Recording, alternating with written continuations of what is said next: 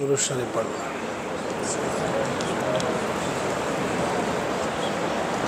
الحمدللہ الحمدللہ وکفا وسلام علی عبادہ الذین اصطفى اما بعد اعوذ باللہ من الشیطان الرجیم بسم اللہ الرحمن الرحیم یا ایہا الذین آمنوا قوا انفسکم واہلیکم نارا وقال اللہ سبحانہ وتعالی اعلموا انما الحیاة الدنیا لعب ولہو وزینۃ وتفاخر بینکم وتکاثر فی الاموال والاولاد الی آخر الآیہ۔ صدق اللہ العظیم۔ وقیل لرسول اللہ صلی اللہ علیہ وسلم من نجا یا رسول اللہ؟ قال صلی اللہ علیہ وسلم املک علیک لسانک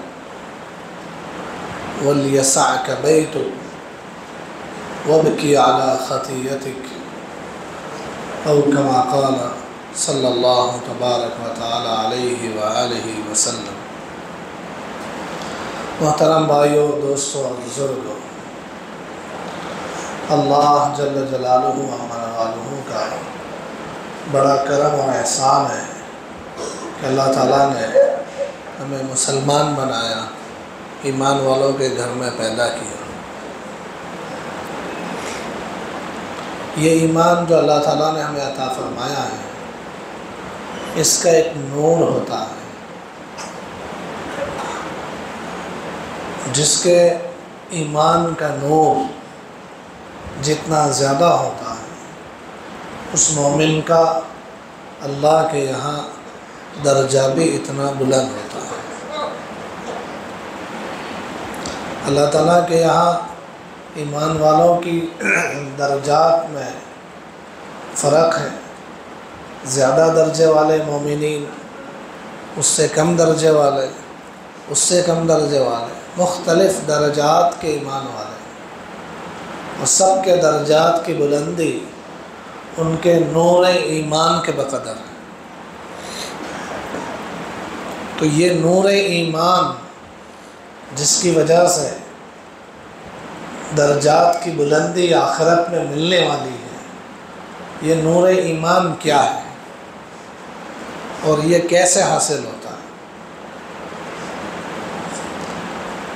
اس سلسلے میں آپ کے سامنے دو حدیثیں ذکر کروں گا جس میں نور ایمان کا ذکر ہے۔ پہلی حدیث ہے ابن عساکر نے روایت کی ہے اور حضرت نے اس کو حیات الصحابہ میں بھی ذکر کیا ہے۔ حارث ابن مالک رضی اللہ تعالیٰ عنہ ایک صحابی ہے، یہ مسجد میں ایک دن لیٹے ہوئے تھے، غالباً اصحاب صفہ میں سے ہوں گے۔ اصحاب صفہ کا کوئی در تو تھا نہیں، مسجد میں ہی رہتے تھے۔ یہ مسجد میں لیٹے ہوئے تھے، اللہ کے نبی صلی اللہ علیہ وآلہ وسلم تشریف لائے تو آپ نے پوچھا ما انت یا حارث ابن مالک؟ یہ کھڑے ہو گئے۔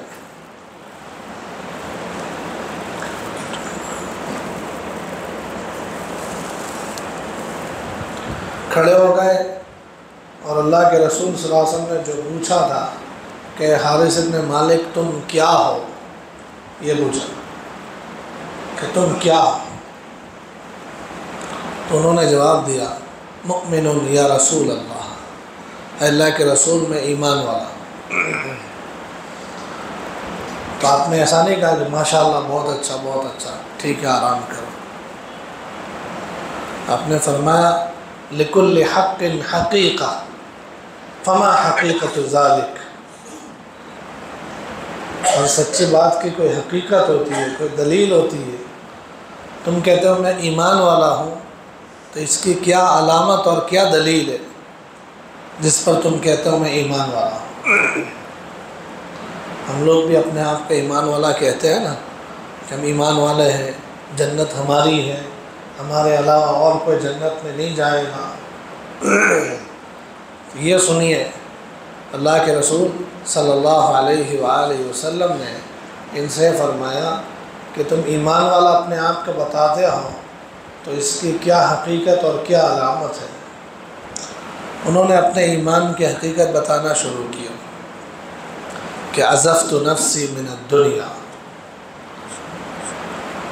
واسہرت لیلی وازمعت نہاری، کہ میں نے اپنے آپ کو دنیا سے بے رغبت کر دیا، دنیا کا شوق اب میرے دل میں باقی نہیں ہے، اس لیے میں راتوں کو جاگ کر اللہ کو راضی کرنے کی کوشش کرتا ہوں، دل میں کبھی روزے رکھ لیا کرتا ہوں۔ وَكَأَنِّي أَنظُرُ إِلَىٰ عَرْشِ رَبِّي حِينَ يُجَاءُ بِهِ، اور روز قیامت جب باری تعالیٰ کا عرش لایا جائے گا، میدان حشر میں رب العالمین کا عرش لایا جائے گا، قرآن میں اس کا ذکر ہے، وَجَاءَ رَبُّكَ وَالْمَلَكُ صَفًّا صَفًّا، کہ رب العالمین فرشتوں کی صف کے ساتھ اپنے عرش الہی کے ساتھ میدان حشر میں جلوہ افروز ہو رہے ہیں۔ تو یہ کہتے ہیں کہ وہ منظر ہمیشہ میری آنکھوں کے سامنے رہتا ہے جب عرش الہی میدان حشر میں اتارا جائے گا۔ وَكَأَنِّي أَنظُرُ إِلَىٰ أَهْلِ الْجَنَّةِ يَتَزَاوَرُونَ فِيهَا، جنتی لوگ جنت میں چلیں گے، پھریں گے، کھائیں گے، پیئیں گے، مزے کریں گے، تو یہ بھی ہمیشہ مجھے اپنی آنکھوں کے سامنے دکھتا ہے۔ وَكَأَنِّي أَسْمَعُ أَوَاءَ أَهْلِ النَّارِ، اور جہنمیوں کو جہنم میں جو مارا جائے گا اور ان کو سزا دی جائے گی، جس پر یہ چیخیں گے، چلائیں گے، پکاریں گے، تو ان کے چیخنے چلانے کی آوازیں ہر وقت مجھے اپنے کان میں ابھی سے سنائی دے رہی ہے۔ یہ اپنے ایمان کی حقیقت بیان کر رہا ہے کہ دنیا کا اب شوق نہیں رہا، رات میں جاگ کر عبادت کرتا ہوں، رب کو مناتا ہوں، دن میں روزے بھی رکھ لیتا ہوں، اور میدان قیامت کا منظر اور جنت و جہنم کا منظر گویا کہ میری آنکھوں اور کانوں میں ہے۔ اس پر اللہ کے نبی صلی اللہ علیہ وآلہ وسلم نے بیان فرمایا، مؤمن نور قلبہ، کہ ایمان کا نور تیرے دل میں اتر گیا ہے۔ ایک حدیث یہ ہے، اس میں نور ایمان کی کیا علامتیں بیان کی گئی کہ آخرت کا استحضار، جنت و جہنم کا استحضار، دنیا سے بے رغبتی، اور دنیا سے جب بے رغبتی ہے تو پھر رب کو راضی کرنے کے لیے دن رات اللہ کو منانے کی محنت۔ دوسری روایت قرآن کریم کی ایک آیت ہے، افمن شرح اللہ صدرہ للاسلام فہو علی نور من ربہ، کہ جس آدمی کا اللہ تعالیٰ دل کھول دیتے ہیں اسلام کے لیے، تو اللہ کی طرف سے اس کے دل میں نور اتارا جاتا ہے۔ ایک دن اللہ کے نبی صلی اللہ علیہ وآلہ وسلم نے یہ آیت کریمہ تلاوت فرمائی، اس کے بعد آپ نے خود فرمایا کہ اذا دخل نور الاسلام القلب انفسخ وانشرح، کہ جب نور ایمان اور نور اسلام کسی دل میں داخل ہو جاتا ہے تو وہ دل کھل جاتا ہے،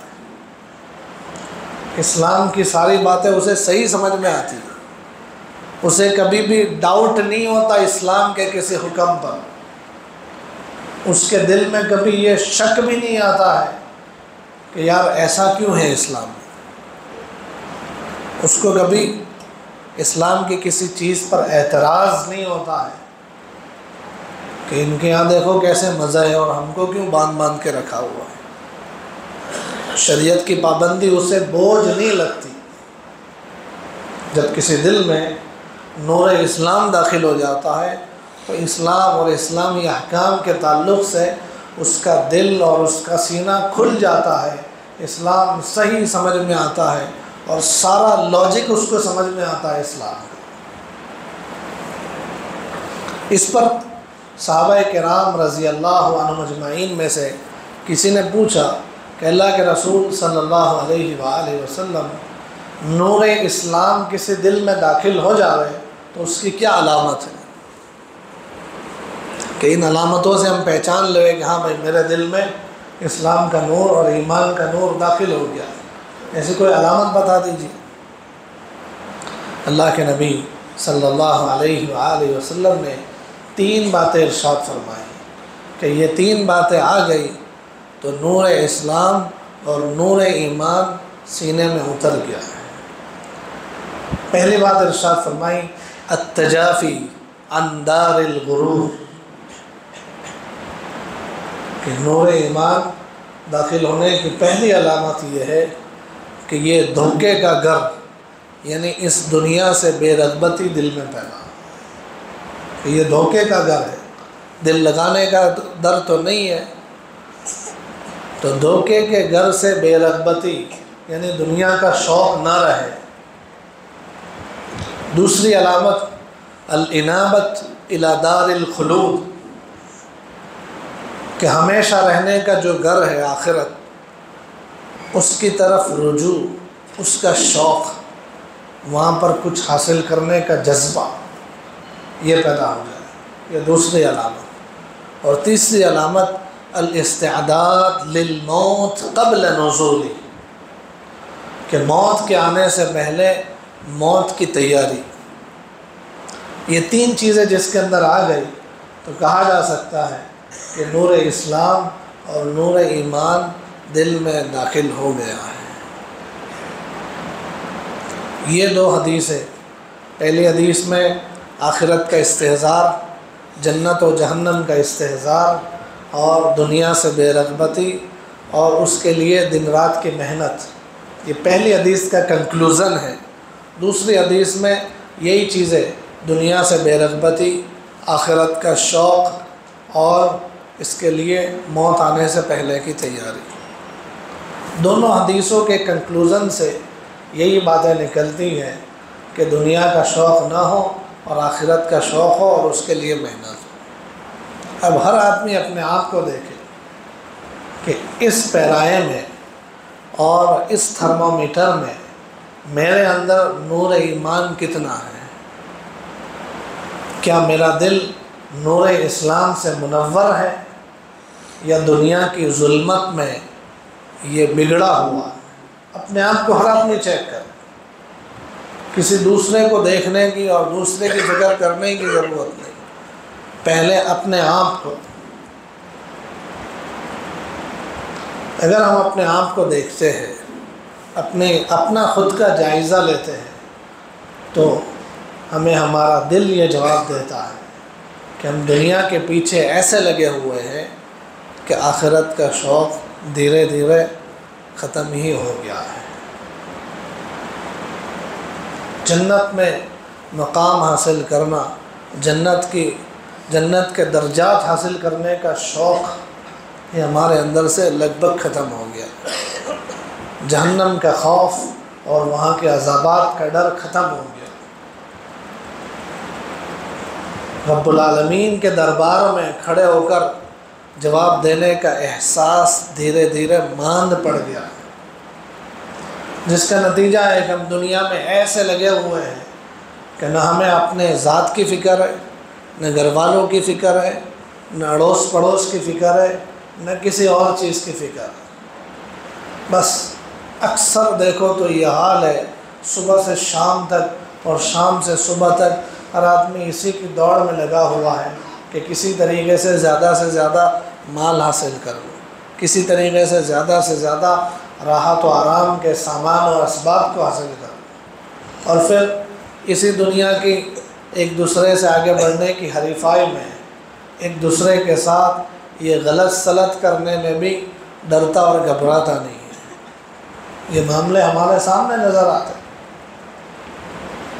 یہاں تک کہ جن کے لیے دوڑ بھاگ کرتا ہے ان کی فکر بھی نہیں ہے. جو آدمی دوڑ بھاگ کرتا ہے نا تو اس کو کبھی پوچھتے بھی ہے کہ بھئی یہ سب کیوں کرتا ہے تو، اتنا کیوں کماتا ہے اور اتنا کیوں تو بھاگ رہا ہے. وہ کہتا ہے کیا کرے مولوی صاحب، بیوی بچے اور گھر بار تو ہے نا، تو ان کو بھی تو ٹائم نہیں دیتا، ان کو بھی ٹائم نہیں دیتا. آپ خود اس کا سروے کیجئے. یہ میرا اندازہ ہے مولانا کہ پچھلے 5-10 سال سے تو میں خود دیکھ رہا ہوں کہ ہمارے اچھے خاصے دینی مزاج رکھنے والے ہمارے ساتھی بھی اور اکثر مسلمان اپنے گھر والوں کی فکر چھوڑ کر اپنے گھر والوں کو ٹائم دینا بند کر دیا ہے. آپ سوچیں گے نا تو یہ چیز آپ کو بھی سمجھ میں آئے گی. گھر والوں کو ٹائم دینا ہی چھوڑ دیا. بچوں کو لے کر بیٹھنا، گھر کی عورتوں کو لے کر بیٹھنا، اور ان سے جو ہم فائدہ اٹھاتے ہیں اس کو بھی کم از کم سوچ کر ہم ان کی آخرت کی اور ان کے دین کی، ان کی کسی اور چیز کی فکر نہیں کرتے. صبح سے شام تک حضرت مفتی محمد تقی عثمانی صاحب دامت برکاتہم العالیہ کی زبان میں کہے تو مسلمان میں بہت سارے لوگوں کا حال یہ ہے کہ انہوں نے اپنے آپ کو اکنامک اینیمل بنا دیا، کماؤ جانور. کیا حال ہوتا ہے اس سلسلے میں کہ صبح میں 9-10 بجے کے بعد تو جناب اٹھتے ہیں، جو فجر پڑھتے ہیں تو فجر پڑھ کے بھی واپس چلے جاتے ہیں. جیسے وہ اسپرنگ کو کھینچ کے لاتے ہیں اور چھوڑتے ہیں تو واپس اپنی جگہ پر چلی جاتی ہے. فجر میں بھی وہ اسپرنگ کی طرح سے آتے ہیں کہ کب سلام پھرے اور کب بھاگے، اور مشورے میں بیٹھتے بھی ہے تو بھی کہ کب مشورہ ختم ہو اور سبحان اللہ ہی کی پہلی سین میں ہم اٹھ کے واپس بستر میں چلے جائیں اسپرنگ کی طرح سے. اور 9-10 بجے اٹھتے ہیں، اٹھ کے نہا کر ناشتہ کر کے ان کو دکان جانے کی فکر ہے، ان کو کاروبار پر جانے کی پہلی فکر ہے. تب تک بچے مدرسے یا اسکول کے حوالے ہو چکے. یہ شام تک بلکہ مغرب اور عشاء تک یہ اپنے کاروبار میں ہیں. بچے جو صبح سے گئے تھے دوپہر میں شام میں آ گئے، ان کی اسکول ان کا مدرسہ پورا ہو گیا. اب بچے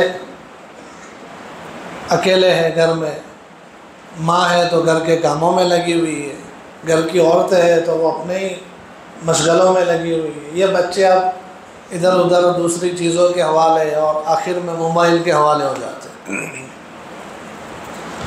جناب رات کو عشاء کے وقت تشریف لاتے ہیں اور کھانا کھاتے ہیں، اور ابھی تو کھانا بھی پورا نہیں کھایا کہ ان کے دوستوں کا میسج اور فون آ چکا ہوتا ہے کہ جلدی سے آجا بیٹھک میں، تو یہ واپس بیٹھک میں چلے جاتے ہیں. 11 بجے آ جانے والا تو اچھا سمجھا جاتا ہے، ابھی 12-1 بجے سے پہلے گھر نہیں آتے، جبکہ گھر والے سب سو چکے ہیں.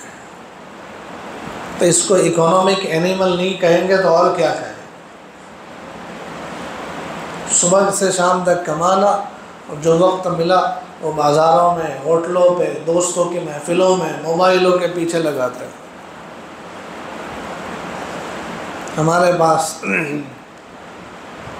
ہمارا نان ریسیڈینشیل پارٹ ٹائم حفظ کلاس چلتا ہے. جو بچے اپنے گھر رہتے ہیں، اپنے اسکول جاتے ہیں، تھوڑا سا ٹائم دیتے ہیں حافظ بننے کے لیے. 2 لڑکے ہمارے پاس آتے تھے، 2 سگے بھائی تھے چھوٹے چھوٹے. ان کے ابا بہت کمانے والے، مہینے کے 25-30 لاکھ تو منیمم کما لیتے مہینے کے. یہ بچے ہمارے پاس آتے تھے تو کبھی ضرورت پڑتی ہے سرکولر ہم دیتے ہیں کہ اس میں اپنے والد صاحب کی دستخط لے کے آنا. 2 مرتبہ 3 مرتبہ یہ اپنی ماں کی ہی دستخط لے کے آ رہے ہیں. پوچھا گیا بھائی کہ ابا سے ملاقات نہیں ہوتی. کیوں بھائی ابا یہاں نہیں رہتے ہیں نا. تو ابا سے ملاقات صرف اتوار کو ہوتی ہے۔ کیا وجہ یہ ہے کہ ایک بچہ گاندھی نگر میں اور ایک احمد آباد میں، دونوں کی اسکول الگ الگ جگہ رکھی ہوئی ہے، اور صبح میں 5 بجے 6 بجے دونوں کی الگ الگ گاڑی، الگ الگ ڈرائیور ہیں، بچوں کو آدھے نیند میں ہے اسی وقت سے گاڑی میں بٹھا دیا جاتا ہے، بچے اپنے یونیفارم کو بھی گاڑی میں ہی چینج کرتے ہیں اور اسکول میں پہنچ جاتے ہیں احمد آباد گاندھی نگر 7 ساڑھے 7 بجے اسکول کے ٹائم میں۔ وہاں سے 1:30 2 بجے اسکول چھوٹ کر وہ نکلتے ہیں، شام کو گھر آتے ہیں۔ ان کے ابا جان صبح میں 10 بجے سے پہلے اٹھتے نہیں، اٹھ کے نہا کے اپنا ٹفن لے کے چلے جاتے ہیں، تو وہ شام کو 10 بجے سے پہلے آتے نہیں، تب تک بچے جو صبح میں اتنا جلدی اٹھ کے اسکول گئے تھے وہ سو چکے۔ ایک گھر میں رہتے ہوئے باپ اور اولاد کی اتوار کے سوا ملاقات نہیں ہوتی، اور مہینے کے 30 لاکھ سے زیادہ روپے کماتے۔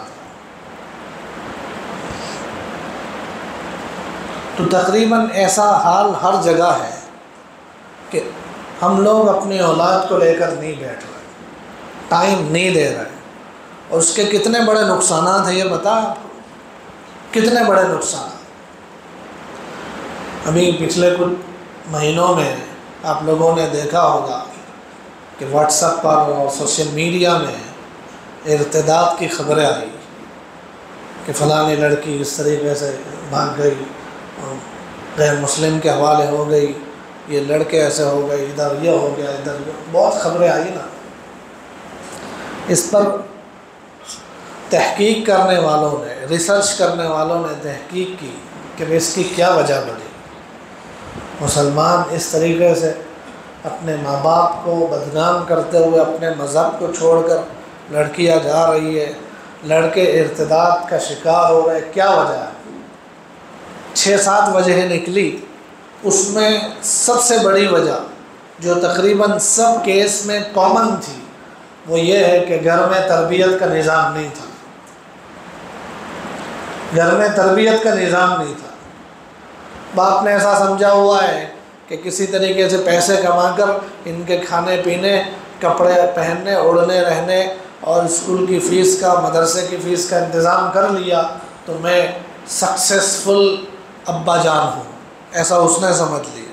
اور ماں نے ایسا سمجھ لیا ہے کہ گھر کی صفائی کر کے، کپڑوں کی صفائی کر کے، کھانا پکا کے، کھانا کھلا کے، برتنوں کی صفائی کر کے، باقی کا جو ٹائم ملے گا اس کو موبائل کے حوالے یا سونے کے حوالے کر کے میں کامیاب امی جان ہوں۔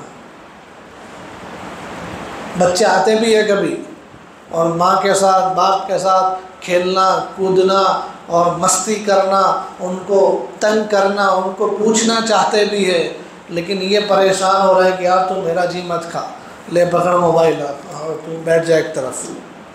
ماں بھی چاہتی ہے ان کو موبائل یا ٹی وی آن کر کے دیتی تھی، بیٹھ جا۔ تو جن ماں باپ نے اولاد کے پیچھے ٹائم ہی نہیں دیا تو وہ اولاد تو جانی ہی جانی ہے، ان کے دل میں کہاں سے ابا امی کی محبتیں آئیں۔ تو یہ کامن وجہ سامنے آئی کہ اولاد کو ٹائم نہیں دیتے۔ اچھے اچھے گھر میں اس کے بڑے سے بڑے نقصانات ہوتے۔ میں اس پر ایک واقعہ بھی سناؤں گا آپ کو، بڑا عجیب و غریب اور دل رلا دے لینے والا واقعہ ہے۔ مصر کا واقعہ ہے یہ۔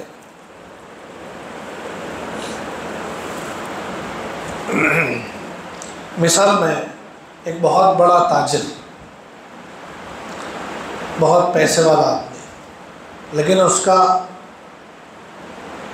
جو مقصد تھا، اس کا ایم تھا، اس کا گول تھا وہ یہ ہے کہ ملک کا سب سے بڑا تاجر میں بن جاؤں، بزنس ٹائکون۔ پورے ملک کے جب فہرست بنے تو پہلا نام میرا آنا چاہیے۔ اس کے لیے اپنی تجارت میں بہت محنت کرتا ہوں، محنت میں کبھی اس ملک میں ہے، کبھی اس ملک میں ہے، کبھی یہاں ڈیل ہو رہی، کبھی وہاں ڈیل ہو رہی ہے، اور وہاں سے مال ادھر ادھر اسی میں وہ لگا رہتا تھا۔ گھر میں بہت کم ٹائم دیتا تھا۔ اس کا اکلوتا ایک بیٹا تھا اور ایک بیوی اور بہت پیسہ۔ ایک دن یہ تاجر تجارت کے سلسلے میں الجزائر گیا ہوا تھا۔ وہیں 5 اسٹار ہوٹل میں رکا ہوا تھا، رات کا وقت تھا، اور اس کے کمرے میں جو فون تھا وہ فون بجا، اور وہاں سامنے کی طرف اس کا بڑا بھائی بول رہا تھا۔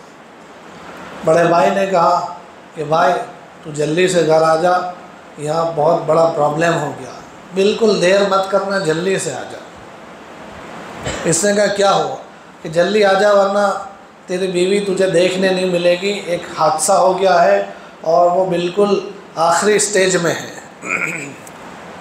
تو اس نے کہا کہ اس کو کسی طریقے سے پرائیویٹ جیٹ کے ذریعے سے یوروپ میں بھیج دو، میں یہاں سے یوروپ پہنچتا ہوں اور اس کا اچھے سے اچھا علاج کراؤں گا، پیسوں کی کوئی چنتا نہیں ہے، بالکل اس کی جان بچنی چاہیے۔ سامنے اس کا بھائی کہہ رہا ہے کہ بھئی اتنا کوئی ٹائم نہیں ہے، علاج ہم یہاں کر رہے ہیں لیکن بہت مشکل ہے، تو جلدی سے آ جا ورنہ دیکھنا بھی نصیب نہیں ہوگا۔ ایسا کہہ کے بڑے بھائی نے فون چھوڑ دیا، رکھ دیا۔ تو یہ اب پریشان، جلدی سے اس نے جو پہلی فلائٹ ملتی تھی اس کو پکڑی اور مصر یہ پہنچ گیا، کائرو سٹی کے ایئرپورٹ پر۔ وہاں اس کا بھائی لینے کے لیے آیا ہوا تھا اور اس کے بھائی کے ساتھ یہ اب گلے مل رہا ہے برسوں کے بعد بڑے بھائی کے ساتھ، کیونکہ یہ کمانے میں ایسا لگ گیا تھا کہ اپنے بھائی کا رشتہ بھی چھوڑ چکا تھا۔ دنیا کا نشہ جب چڑھ جاتا ہے تو یہی حال ہوتا ہے کہ رشتہ داروں کو، ان کے حقوق کو، ان کو ملنا جلنا، ان کے ساتھ بیٹھ کر ان کے سکھ دکھ میں ساتھ دینا، یہ سب چیزیں چھوٹ جاتی ہے، صرف اور صرف گاندھی باپو نظر آتے ہیں۔ تو یہ اس کا بھی حال تھا کہ برسوں کے بعد اپنے بھائی کو مل رہا، اور پوچھا کیا ہوا، کہ بھئی بیٹھ جا گاڑی میں جلدی سے۔ اور اس کی آنکھیں دیکھ رہی تھی کہ میرا بیٹا نہیں آیا، بیٹا آنا چاہیے لینے کے لیے، لیکن اس نے کچھ پوچھا نہیں، بڑے بھائی نے بھی کچھ بتایا نہیں، بٹھا دیا گاڑی میں، چل جلدی سے، تیری بیوی کی حالت بہت خراب ہے اور ہو سکتا ہے کہ بچی بھی نہ ہو، ایسا کر کے اس کو لے گیا۔ اس کے اپنے بنگلوں پر جانے کے بجائے بڑا بھائی اپنے گھر لے جا رہا تھا، اور اپنے گھر لے جا کر ایک کمرے میں بٹھا دیا، اور بٹھا کر یہ سامنے بیٹھ گیا کہ بولوں تو کیا بولوں۔ اس نے پوچھا بھئی ہوا کیا ہے، بیوی کہاں ہے میری؟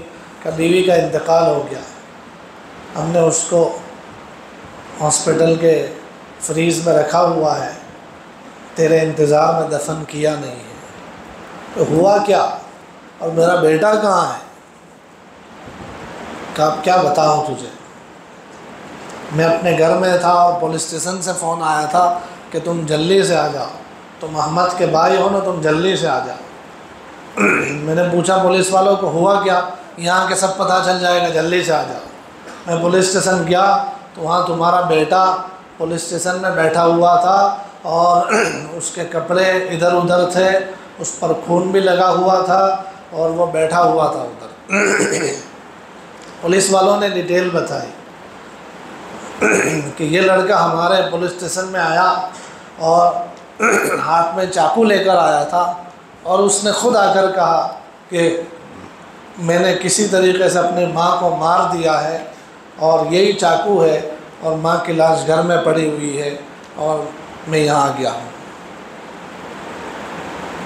پولیس والوں نے جب تحقیق کی، اس کے جیب وغیرہ چیک کیے، تو اس کے جیب میں سے افیم کی، نشے کی پڑیاں نکلی۔ اس کا میڈیکل ٹیسٹ کروایا تو اس کی باڈی میں بھی الکوہل پایا گیا۔ یہ وہ لوگ گئے وہاں پر، اور یہ جا کر ملا اپنے بیٹے سے، اکلوتے بیٹے سے، جس کے لیے دوڑ بھاگ کر رہا تھا، اس کو جا کر ملا تو دیکھنا بھی پسند نہیں کرتا تھا، کیونکہ بیٹے نے خود اپنی ماں کا مرڈر کیا تھا۔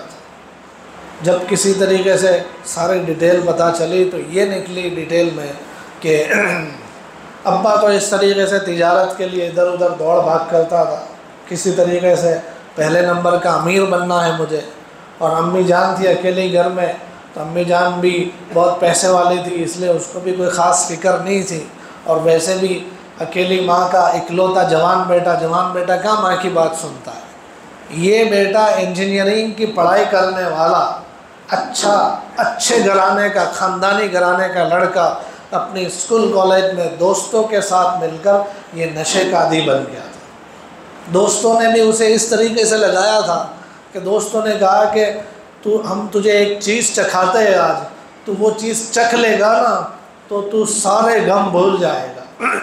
اس لڑکے کو غم کیا تھا؟ پیسہ تو بہت تھا اس کے پاس، غم اسی بات کا تھا کہ ابا کے ساتھ ہماری ملاقات نہیں ہوتی۔ سب لوگ اپنے باپ کی بات کرتے تھے، لیکن یہ باپ ہوتے ہوئے بھی باپ کی بات نہیں کر پاتا۔ تو اس کو چکھایا ایک دن، وہ چکھا اس نے تو تھوڑی دیر کے لیے تو ساری چیزیں بھول گیا، پھر دوسرے دن تیسرے دن یہاں تک کہ اس کو عادت ہو گئی۔ اب یہ پیسے والا تھا تو سارے دوست یہ کہتے تھے کہ بھئی تو پیسے لا، اس میں تو بہت پیسے چاہیے۔ اب بہت پیسے، اس کو جو پاکٹ منی ملتی تھی اس میں اتنا نشہ ملتا نہیں تھا، تو اس نے اپنے گھر سے چیزیں غائب کرنا شروع کیا۔ بڑا بنگلہ تھا، اس میں قیمتی چیزیں رکھی ہوئی تھی، کبھی یہ اٹھائی کبھی وہ اٹھائی، کبھی ابا کی قیمتی واچ بیچ ڈالی، کبھی امی کے زیور بیچ ڈالے۔ ماں کو خبر ہی نہیں ہے، گھر میں یہ سب ہو رہا ہے، بیٹا نشے میں دھت گم پھر رہا ہے، کالج کے بہانے سے ادھر ادھر ہو رہا ہے، نہ ماں کو خبر ہے اس کی اور ابا کو اس کی پرواہ نہیں ہے۔ یہاں تک کہ اور یہ لڑکا پھر جھوٹ موٹ کے بہانے بنا کر بھی اپنی امی سے پیسے لیتا تھا۔ کبھی کہتا ہے کہ امی آج تو میں نے دوستوں کی پارٹی کی ہوئی ہے، کئی مرتبہ میں دوستوں کا کھانا کھاتا ہوں، آج مجھے کھلانا ہے تو اتنے پیسے چاہیے، امی دے دیتے تھے۔ کبھی کہتا ہے کہ میری گاڑی خراب ہوگی، ریپیئر کے لیے پیسے چاہیے، کبھی کہتا ہے یہ ہو گیا اس کے لیے پیسے چاہیے، لیکن وہ سب نشے میں جاتے تھے۔ ایک دن اس نے نشے کی سب دوستوں کی پارٹی کی۔ اچھا، اس کی اماں کو دھیرے دھیرے یہ سب چیزیں غائب ہو رہی تھی، جب بہت زیادہ غائب ہوئی چیزیں تو احساس ہوا۔ اس کی ماں نے اس کو پوچھا تو یہ اٹھاک پٹاک باتیں کرنے لگا، تو اب ماں نے تھوڑی سی دھیان رکھنا شروع کیا، تو ماں کو کسی طریقے سے پتہ چلا کہ یہ نشہ کرنے لگ گیا ہے، تو ماں نے اسے سمجھایا۔ اور اکلوتا بیٹا اس طریقے سے بگڑتا ہو کون ماں برداشت کر سکے؟ بہت سمجھایا اس کو، محبت کے ساتھ، محبت کے واسطے دیے، تھوڑی بہت اس کو دھاک دھمکی دی، ڈرایا اور منایا، پیار کیا کسی طریقے سے، لیکن لت لگ جاتی وہ کہاں ماننے کا تھا، وہ تو نہیں مانا۔ اب اس کی ماں نے اس کو پیسے دینا بھی بند کر دیا کہ تو بہانے بنا کر یہ غلط کام کرتا، تجھے پیسے نہیں ملیں گے۔ اسی میں ایک دن اس نے سب دوستوں کی نشے کی پارٹی کی۔ نشے کی چیزیں بڑی مہنگی بیچتے، اس کے پیچھے بڑی مافیا انڈسٹری لگی ہوئی ہے، اور ہمارے لڑکوں کو بھی آج اس چیز کے پیچھے لگانے کی کوشش چل رہی ہے۔ ہمارے اپنے محلوں میں جوانوں کے پاس آ کر ایسی چیزیں مہنگی مہنگی قیمت میں بیچی جا رہی ہے، اور اگر ہم نے ابھی سے فکر نہ کی اور خبر نہ لی اپنے گھر کے جوانوں کی، تو کہیں ایسا نہ ہو کہ ایسا قصہ ہمارے یہاں بھی بن جائے۔ چنانچہ سب دوستوں کی پارٹی کی تھی اس نے، اس کے لیے زیادہ پیسہ چاہیے تھا، ماں نے پیسہ دینا بند کر دیا تھا، قیمتی چیزیں سب لاک کر دی تھی، اب کوئی راستہ نہیں بچا تھا۔ اس نے اس دن اپنی ماں کو جا کر کہا کہ مجھے 1000 پاؤنڈ چاہیے۔ اس کی ماں نے کہا کہ نہیں ملیں گے۔ اس نے کہا کسی طریقے سے بھی مجھے چاہیے۔ ماں نے سمجھایا، لیکن وہ بولا نہیں مجھے چاہیے۔ اس نے کہا کہ نہیں دوں گے تو مار ڈالوں گا۔ ماں نے کہا کہ ایسے ہی بولتا ہے کیا مار ڈالے گا، تو کچھ بھی کر لے میں پیسے نہیں دینے کی تھے۔ وہ لڑکا کہنے لگا کہ نشے کی وجہ سے جو میری حالت ہو گئی تھی کہ اس ٹائم پہ مجھے نشے کی وجہ سے شیطان نے ایسا سجایا کہ میرے دل میں ایک وسوسہ آیا کہ میں ماں کو یہ کہنے لگا کہ دیکھ تو مجھے پیسے نہیں دیں گی نا تو میں ابا کو بتاؤں گا کہ تو ابا کی غیر حاضری میں کسی اور کے ساتھ چکر چلاتی۔ اپنی پاکیزہ ماں پر الزام کا وسوسہ اس کو ڈالا۔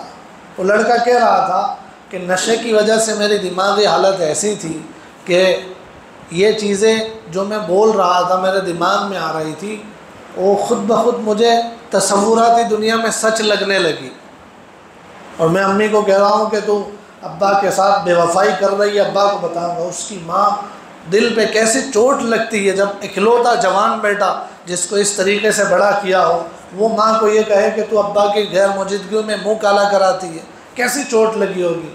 ماں نے اس کو رو رو کے بھی سمجھایا لیکن وہ نہیں مانا، تو یہ کچن میں گیا، کچن میں سے بڑا چاقو نکالا اس نے، اور اس کے دماغ میں تو جو کیڑا نشے کی وجہ سے آ گیا تھا کہ ابا کے ساتھ بے وفائی کرتی ہے اور بے وفا شخص کا انجام قتل ہونا چاہیے، اس کے دل نے یہ خود بخود قبول کر لیا اور آیا اور اپنی ماں کے سینے میں اس نے اس چکو کے ذریعے سے زخم لگائے، اور اس کی ماں وہیں خون کے فوارے چھوڑ کر زمین پر گر پڑی اور چیخیں مارتی چلاتی ہوئی مر گئی۔ اس کی ماں کا خون اور پڑی ہوئی لاش دیکھ کر اس کو اب احساس ہوا کہ یہ میں نے کیا کر دیا، تو یہ پولیس اسٹیشن پہنچا کہ لاش پڑی ہوئی ہے، چکو میرے ہاتھ میں، مجھ سے ایسا ہو گیا۔ اس کے ابا نے جب یہ داستان سنی تو اس کے دل پہ کتنی بڑی چوٹ لگی، لیکن اس چوٹ کا کوئی فائدہ نہیں تھا۔ پولیس والوں نے اس کو قید کر کے رکھا ہوا تھا، اس کا کیس چلنے والا تھا۔ اس کا ابا اس کو مل کر جانے لگا، اس نے پوچھا ابا کہاں جاتے ہو؟ کہا میں اب جاتا ہوں، تیری ماں گئی ہے وہاں، میں بھی جاتا ہوں، اب رہ کے کیا فائدہ۔ ابا پولیس اسٹیشن سے باہر نکل رہا تھا اور لڑکا لوکر کے اندر چلا رہا تھا کہ اس کے اصل ذمہ دار تم ہو، دنیا کے لالچی ابا، اس کے اصل ذمہ دار تم ہو۔ اس کی آواز پوری پولیس اسٹیشن میں گونج رہی تھی۔ ابھی اس کا کیس چلتا، اس سے پہلے وہ سوچ سوچ کے اس کے پاگل ہو گیا اور میڈیکل کا سرٹیفکیٹ آیا کہ یہ پاگل ہو گیا ہے، اس کو پاگل خانے میں بھیج دیا۔ پاگل خانے میں بھی اس کا یہی حال تھا کہ روز صبح شام جتنے ملتے تھے سب کو کہتا تھا کہ میری ماں تو بڑی نیک تھی، میرا باپ بڑا مجرم تھا، اصل ذمہ دار میرا باپ ہی تھا۔ پاگل پنے میں بھی اس کے یہی لائنیں چلتی۔ اس کا یہ ابا جو دنیا کے پیچھے دوڑتا تھا اور بہت بڑا امیر بننے کا جو اس کا خواب تھا، اس ابا کا حال یہ ہوا کہ اس حادثے کی وجہ سے ایسی چوٹ لگی کہ اس نے اپنا سارا پیسہ سب کچھ وقف کر دیا ریہیبلیٹیشن سینٹر کو، جو نشے میں لگے ہوئے لوگوں کو نشے سے واپس لانے کے لیے جو میڈیکل پروسیس ہوتی ہے اس کو ریہیبلیٹیشن کہتے ہیں۔ تو اس کا ایک سینٹر قائم کیا، اس میں ساری جائیداد سارا پیسہ لگا دیا، خود ایک قرآن کریم پکڑ کے سفید کپڑے پہن کے مسجد میں بیٹھ گیا۔ دیقی محلے کی مسجد میں پورا دن بیٹھ کر قرآن پڑھتا تھا، جو بھی آتا تھا ملتا تھا اس کو اپنی داستان سناتا تھا۔ دنیا کے پیچھے پاگل ہونے میں ہم اپنی اولاد کو جس حال میں چھوڑ رہے ہیں، تو ایسے خطرناک واقعات تو پھر جنم لینے کے ہی ہیں۔ تو اس لیے ضروری ہے اس زمانے میں خاص طور سے اپنے گھر والوں کی فکر کرنا، اپنے گھر والوں کی فکر، ان کو ایک ٹائم فکس کر کے دینا۔ ہمارے بڑے جو کہتے ہیں نا کہ گھر کی تعلیم کرو، گھر کی تعلیم پابندی کے ساتھ کرو، یہ بے دینی کے سراغ بند کرے گی، یہ یوں ہی تھوڑی کہتے ہیں۔ لیکن تعلیم میں بھی معاف کرنا مجھے، جو میں دیکھ رہا ہوں تعلیم میں، گھر کی تعلیم میں بھی، کہ گھر کی تعلیم کے نام پہ مذاق ہوتا ہے۔ کیسا مذاق؟ مذاق یہ ہوتا ہے کہ پڑھنے والا پڑھتا ہے، سننے والے سنتے ہیں، نہ پڑھنے والا سمجھ رہا ہے نہ سننے والے سمجھ رہے ہیں۔ تھوڑی دیر کے لیے کچھ ہوا، اس کے بعد سبحان اللہ و بحمدہ کہہ کے کتاب رکھ دی اور ٹک ہو گیا کہ گھر میں تعلیم ہو گئی۔ ارے ایسا ہی ہوتا ہے کہ نہیں ہوتا؟ نہ پڑھنے والے سمجھ رہے ہیں نہ سننے والے سمجھ رہے ہیں۔ یہ تعلیم ہے، یہ تو تعلیم کا مذاق ہے۔ تعلیم کا مطلب ہوتا ہے سیکھنا سکھانا، تعلیم کا مطلب ہوتا ہے کہ موجودہ جو فتنے چل رہے ہیں ان سے اپنی اولاد کو بچانا۔ ہمارا بچہ صبح میں دھلے دھلائے کپڑے پہن کر اسکول جاتا ہے، مدرسے جاتا ہے، محلے میں کھیلنے جاتا ہے، جب شام کو لوٹتا ہے اس کے کپڑے میلے ہیں، اس پر داغ لگے ہوئے ہیں، تو یہ دیکھ کر ماں کیا کرتی ہے؟ وہ کپڑے چینج کر لے بیٹا، دوسرے پہن لے، اس کو پھر دھو دیتی ہے نا۔ تو یہ کپڑوں کے داغ تو ہم دیکھ کر روز دھلنے اور دھلانے کی فکر محنت کرتے ہیں، لیکن یہ روز اسکول میں جاتا ہے، غیر مسلموں کی اسکول میں جاتا ہے، وہاں جو سلیبس پڑھتا ہے، وہاں اس کے ساتھ پڑھنے والے لڑکے اور لڑکیاں ان کے ساتھ کیا کیا سیکھ کر آ رہا ہے، یہ موبائل کے حوالے ہوتا ہے، وہاں جا کر کیا سیکھ کر آتا ہے۔ اس کی وجہ سے اس کی روحانیت پر جو دبے پڑ رہے ہیں، اس کو صاف کرنے کی کوئی محنت نہیں، جس کے نتیجے میں روحانیت کے اعتبار سے ہمارے بچے روز بروز گندے اور زیادہ گندے ہوتے چلے جا رہے ہیں۔ تب فکر کی ضرورت ہے۔ ہم لوگ جماعت میں گئے تھے ادھر آسٹریلیا اور نیوزی لینڈ، وہاں کی بات بتاتا ہوں آپ کو کہ وہاں کے مسلمان تھوڑے ہیں اور کچھ تو نیو مسلم ہے، کچھ وہ لوگ ہیں جو انڈیا پاکستان سے بنگلہ دیش سے کمانے کے لیے وہاں گئے ہوئے ہیں، جاب کے لیے گئے ہوئے ہیں، یعنی اپنے یہاں کے اچھے پڑھے لکھے لوگ جو وہاں پر کمائی کے لیے گئے ہوئے ہیں، لیکن کانشیس مسلم ہے، وہ فکر مند مسلم ہے، وہ تھوڑے ہیں جیسے ہے لیکن فکر مند ہے۔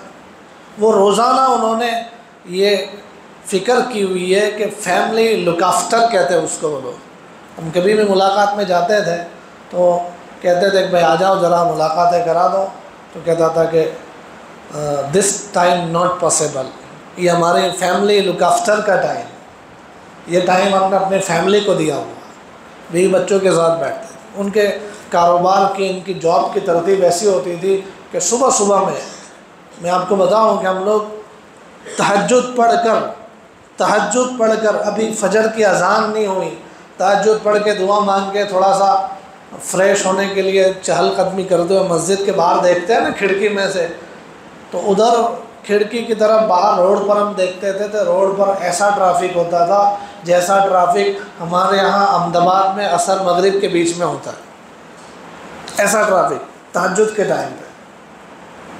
اکثر لوگوں کو ملتے تھے، وہ بولے ہم تو آفس پہنچ کر فجر پڑھتے، اتنے جلدی وہ لوگ اپنے کام کاج کو شروع کرتے، اور 2:30-3 بجے واپسی کا ایسا ٹرافک ہوتا تھا، 2:30-3 بجے، 4 بجے تک تو سارے لوگ اپنے گھروں پر پہنچ چکے، اور شام کا یہ وقت 2-3 گھنٹے کا ان کا فیملی لک آفٹر کا ٹائم ہوتا تھا، بیوی بچوں کو دینے کا ٹائم ہوتا تھا، ہر بندہ پابندی کے ساتھ ٹائم دیتا تھا، اپنی ذمہ داری سمجھتا تھا۔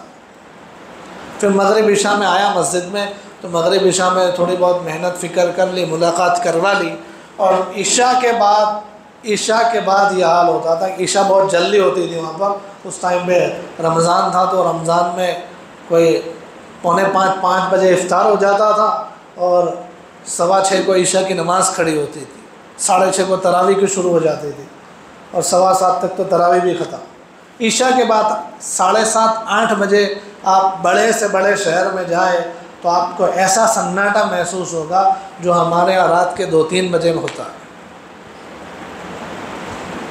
کانشیس مسلم تھے وہاں، ان کو پتا ہے کہ اگر ہمیں اپنے بچوں کی یہاں فکر نہیں کی تو آس پاس کا کرسچینٹی کا ماحول اور یہاں کا بگڑا ماحول ہمارے بچوں کو بگاڑ دے گا۔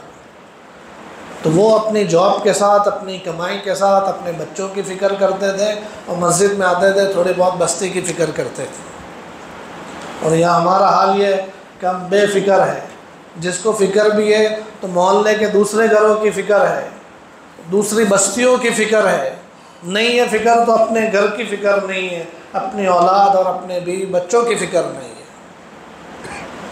اس کو ذمہ داری نہیں سمجھتے کہ اتنا ٹائم فکس مجھے اپنے گھر والوں کو دیتا ہے، نہیں ہے، وہ سسٹم ہی الٹا بنایا ہوا ہے۔ بچے جس ٹائم پر فری ہوتے ہیں، مغرب سے عشاء کا ٹائم بچوں کا اور بیویوں کا ہونا چاہیے، تو اس ٹائم پہ تو ہم کاروبار پہ ہوتے ہیں یا واپسی کے راستے میں ہوتے ہیں۔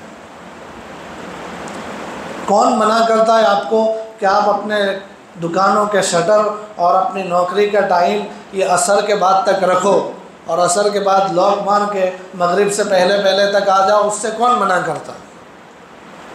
کیا یہ موجودہ حکومت منع کرتی ہے؟ ہم ساری چیزوں کا الزام ان پر لگاتے ہیں، کیا کرے بھائی ان لوگوں کی وجہ سے، اور فلاں تنظیم کی وجہ سے، اور فلاں آدمی جو اس سیٹ پر بیٹھا ہوا ہے اس کی وجہ سے یہ ہو رہا ہے۔ ان لوگوں کو جو الزام دیتے ہیں، شام کو عصر کے بعد کاروبار بند کر کے اپنے گھر آ جانے پر کون روکتا ہے بتاؤ؟ اگر ہم لوگ مغرب تک گھر آ جائے، اور مغرب سے عشاء کا ٹائم پورا فیملی ٹائم، اور عشاء کے بعد مسجد کی ملاقات کریں، رہ گئے تو فجر کے بعد کریں، تو کیا نہیں بن سکتا ایسا نظام؟ ہمارے یہاں سے ایک جماعت ناگپور کے کسی علاقے میں گئی تھی، ناگپور میں جماعت والوں نے وہاں کے محلے کے مقامی ساتھیوں کی فکر کی کہ بھئی ملاقاتوں کا ٹائم دو سب کو، مغرب سے عشاء کا کوئی ٹائم نہیں دیتا تھا، پوچھا بھی میں مغرب سے عشاء کا ٹائم دو، مغرب سے عشاء ہمارے پوری بستی میں سب نے نظام بنایا ہوا ہے کہ گھر کی تعلیم ہوگی، گھر والوں کی فکر ہوگی۔ پوری بستی میں یہ ماحول تھا کہ کوئی عورت باہر نہیں نکلتی تھی۔ بھئی کیا ہوا، کیوں نہیں نکلتی عورتیں؟ کہا یہاں مردوں نے یہ ذمہ داری لی ہوئی ہے کہ باہر سے جو کچھ لانے کا ہم لا کے دیں گے، ہم مرد ہیں، عورتوں کو کیوں بھیجیں؟ دل پہ لے لیا، ترتیب بنائی تو وہاں نظام قائم ہو گیا۔ لیکن ہم لوگ الٹے نظام کے ساتھ چل رہے، 11 بجے دکان کھلتے، عشاء تک آتے نہیں ہیں، اور عشاء کے بعد گھر جاتے ہیں تو بچے اور گھر والے سب کھا پی کے سونے کے موڈ میں ہوتے ہیں، ٹائم دیتے ہی نہیں ہیں۔